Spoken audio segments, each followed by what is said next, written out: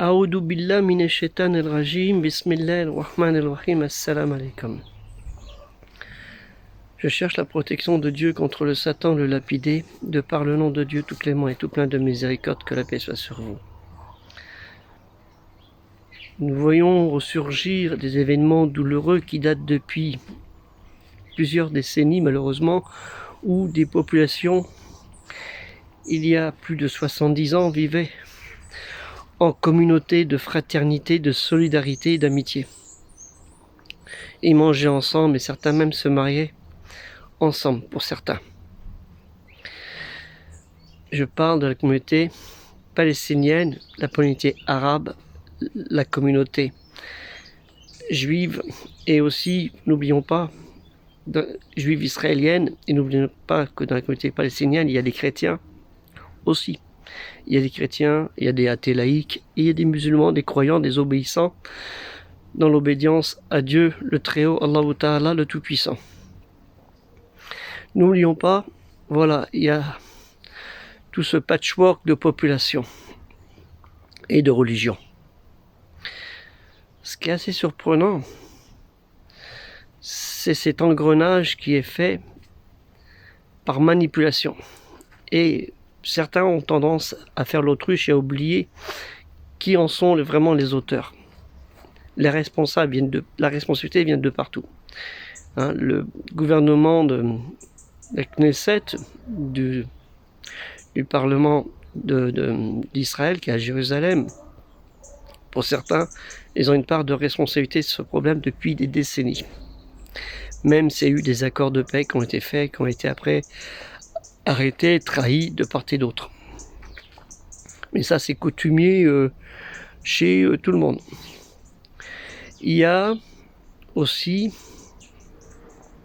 de par les responsables palestiniens, de toutes les tendances qu'il y a eu, puisque les uns ont supplanté les autres, ils ont carrément anéanti, ils disent dégagez, il n'y a plus rien à voir, c'est nous qui contrôlons le pays, enfin le territoire qu'on appelle le territoire de Gaza, et autres, et de la région de Hezbollah, avec le sud du Liban, sous l'autorité, ce qui est curieux, des sunnites, ils sont sous l'autorité des chiites, sous le contrôle des Iraniens, qui n'ont pas oublié cette haine qu'ils ont envers les sunnites à cause de tous leurs imams, leurs saints imams, comme ils disent, qui ont été assassinés par des sunnites.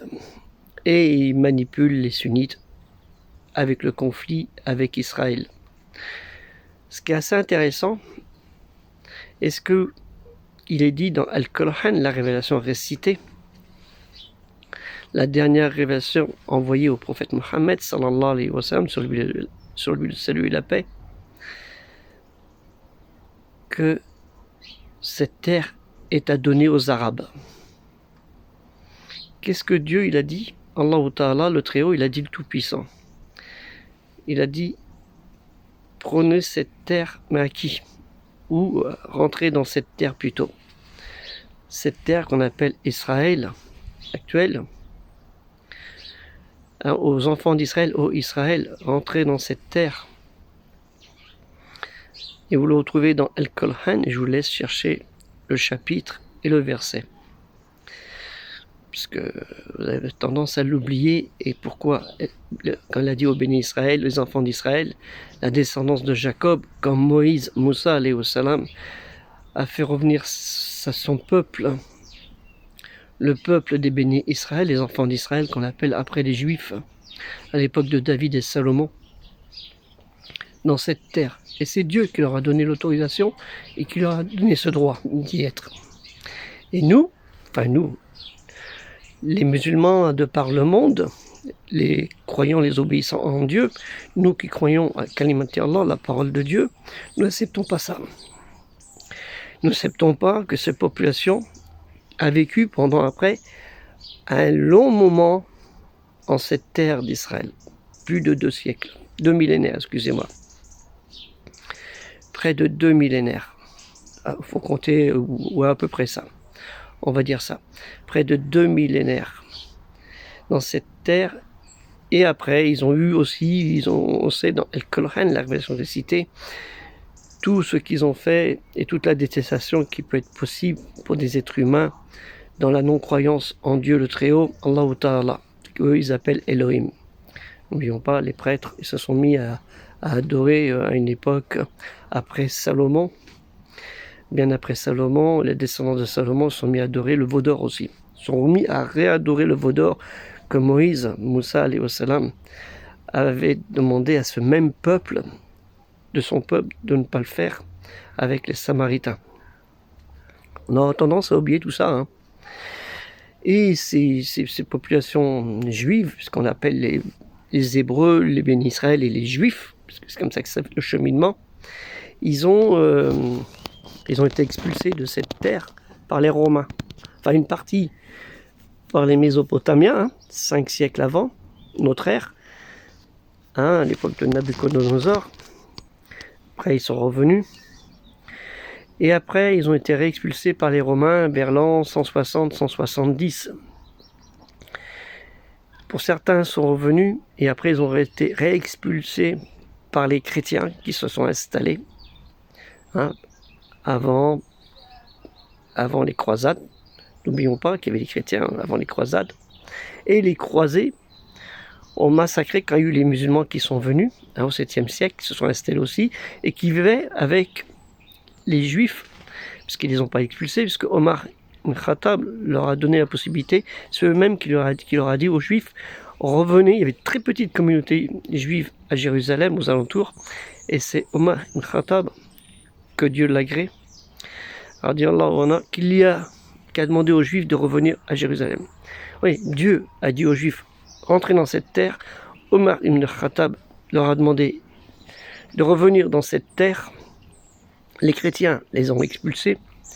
Les chrétiens ont massacré les musulmans à Al-Aqsa, ce qu'on appelle Al-Aqsa, là où il y a le dôme du rocher, à l'intérieur de la mosquée. Les chrétiens, pas les juifs. On ne dit rien contre les chrétiens. N'oublions pas. Et le pire, c'est que nous, enfin les musulmans, c'est-à-dire la communauté musulmane, quand il y a eu ce territoire qu'ils ont avec l'Empire ottoman et tout ça, et les califes et tout ça, ils ont gardé ce territoire, changé un petit peu pendant les croisades avec les chrétiens. Salah ad-Din Ayyubi a fait pareil. Il les a pas tous expulsés, il leur a donné le choix de partir ou de rester en tant que dhimmi, sous la protection des musulmans.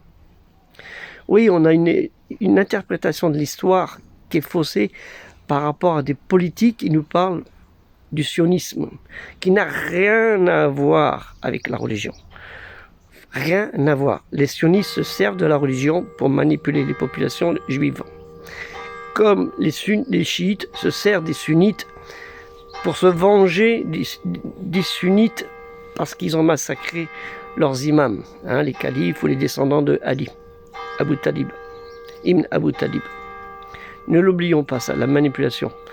Et les politiciens du Hamas actuellement, là, pourquoi ils ne vont pas se battre, eux? Ils disent aux autres, allez vous battre, allez vous battre, allez vous battre, allez, tac, tac, tac. Et bien eux, ils n'y vont pas, ils ne sont pas cons. Et ils n'y vont pas. C'est un peu comme les responsables tout politiques ne sont pas là. Et il y en a plein. On a eu plein d'imams, de grands imams à notre époque, qui ont dénoncé ces gens-là, qui ont dit, vous voyez, ce sont des gens, ils vous disent, allez vous battre, déplacez-vous, allez faire ceci, allez faire cela, mais eux, ils ne bougent pas, et ils restent sur place, ils se cachent. Et peut-être, ils sont peut-être même pas à Gaza. Ils sont peut-être cachés en Iran, et ils font passer des vidéos en disant qu'ils sont à Gaza. Vous voyez ce que je veux dire? C'est des malins, Allahu alam. Mais faites attention à cela, la manipulation politique, du côté des sionistes, des gens de la Knesset, c'est pareil. Il y a de la manipulation. Et malheureusement, on arrive où? La haine. Dieu ne nous amène pas la haine. Nous avons, un mot qu'on dit quand on fait le salat, on le dit combien de fois? Bismillah ar-Rahman ar-Rahim, une phrase, excusez-moi. Au nom de Dieu, le clément et le miséricordieux, la clémence de Dieu et sa miséricorde, de par le nom de Dieu, clément et le miséricordieux, nous on n'a ni clémence ni miséricorde. On dit salam alaikum, on n'a pas la paix. On donne même pas la paix. On a la haine. Dans ça, on fait la haine. Des fois, les gens font des invocations pour punir l'autre. C'est pas ça notre religion. Notre religion, c'est pas ça. Notre religion, c'est l'amour. Vous allez au Maroc, la communauté juive au Maroc, même s'il y a eu des attentats aussi, elle n'est pas détestée par la communauté musulmane. Et surtout, quand vous allez au Marrakech, ce qui s'est passé dans le Mela, les tremblements de terre, il n'y a pas eu ces problèmes. Au contraire, il y a eu une solidarité. Et en Algérie, il y a eu les communautés juives et les communautés arabes. Il y a une époque, ils vivaient très très bien. Juste que ce qui a posé le problème, c'est soi-disant le colonialisme et les politiciens du FLN, des communistes à la façon Poutine, formés par Poutine, et ainsi de suite. C'est comme en Israël, c'est pareil. Les Israéliens ne demandent qu'à vivre en paix. Moi, je vais vous dire, 1981, 1982, j'étais à Ein Karim, c'est à 10 km de Jérusalem, Yerushalayim, 10 km où je m'occupais d'enfants handicapés. Ce sont des juifs qui nous ont dit, des militaires qui nous ont dit, il faut partir d'ici parce qu'on va tous vous massacrer. Pour qu'on quitte, parce que leur méthode c'était de prendre la terre. On n'est pas quitté. On n'a pas quitté, on est resté. Vous voyez ce que je veux dire? Et après ce qu'il y a eu, Sabra Shatila. J'étais là à l'époque. Sabra Shatila. Ceux qui sont les plus jeunes, ils connaissent peut-être même pas le nom. Mais les Chibani, les anciens, vous savez ce qui s'est passé à Sabra Shatila? Qui c'est qui a fait ces événements-là? Réfléchissez bien. Les phalanges chrétiennes. N'oubliez pas. Donc faites très attention à ce qu'il y a. La manipulation par les politiciens. Les musulmans ne demandent qu'à vivre en paix partout à travers le monde. Les juifs, c'est leur problème, ils demandent à vivre en paix partout à travers le monde.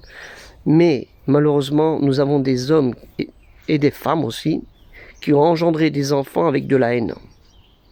De la haine de l'autre. Et notre religion, ce n'est pas la haine. Notre religion, c'est le salam, le shalom, comme on dit. C'est très important. Nous devons vivre d'amour et de crainte en Dieu. Là, il n'y a pas d'amour et de crainte en Dieu, là. Des deux côtés, des deux parties. Je prends la défense de personne. Je ne prends que la défense des martyrs, de ceux qui vont souffrir. Je ne prends que leur défense. Tout le monde a une part de responsabilité. Et de faire des invocations, il faut faire des invocations pour que la paix revienne. La sécurité, la paix reviennent.